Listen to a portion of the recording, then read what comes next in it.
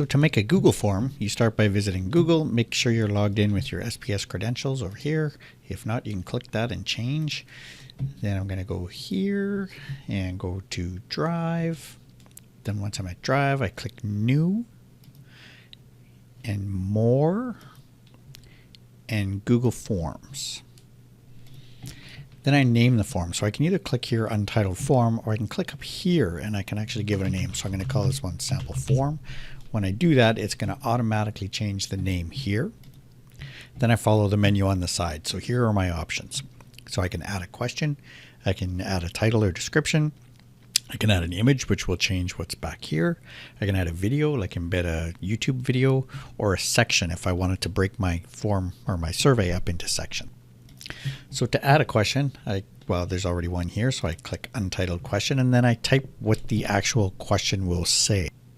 So for example, if I wanted to know if people wanted an AM party or a PM party, I would come up here and I would just ask that question.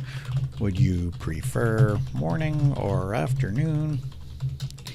And then here are my options. So I would type here morning and here afternoon. So that is a multiple choice question. So I can also change what kind of question I would like it to be. So I'm going to keep this one multiple choice. Now these are my options. So if I wanted to, I could add another question, or I could simply end it there. So once you are done all your questions, up here is the send button. So when you click send, it brings up this box. And the first thing you want to pay attention to is whether or not you want to collect the respondent's SPS email. Now in order to do that, they have to be logged in with their SPS account. So if this isn't checked, you could make an anonymous survey that people could respond to. But this will only work if they're logged in with their SPS account. So if they're not logged in with their SPS account, it will tell them that they don't have access to the form. So this could make it really confusing to parents who don't have SPS accounts, or to students or other teachers if they are logged in typically with their own personal account. So people need to get used to logging in with their SPS account for that to be successful. The other way is to come up here and click the link button, and this will give you a link to the survey.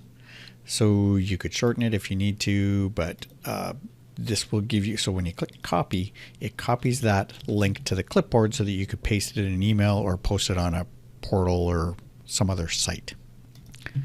When I close this box, I can come up to here where the settings are and click settings.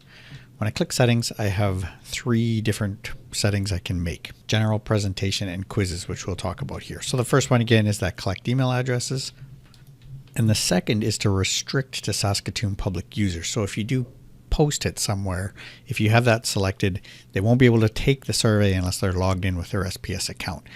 Likewise with the limit 1 response, if they're not logged in, it doesn't know who they are, so it won't be able to count it for whether or not they've taken the survey before.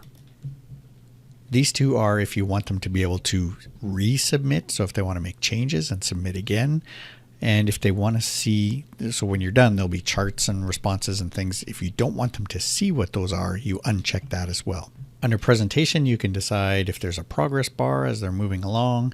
It can shuffle the questions, put them in different orders, and you can allow them to take survey more than once. Normally that's unchecked. And most interestingly, you can check quizzes. So under this, you can make this a quiz. So if you make it a quiz, you're forced to put in correct answers, and the users have to select those answers.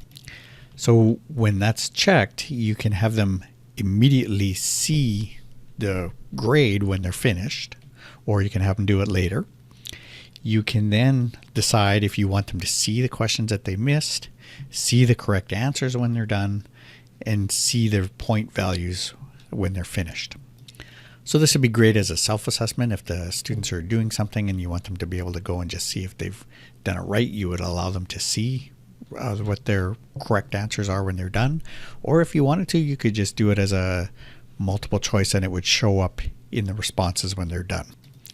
So to see the responses, you cancel this here. Here are the questions. here are the responses. Now there currently are no responses, but this would show up and it would show you pie graphs of how people did.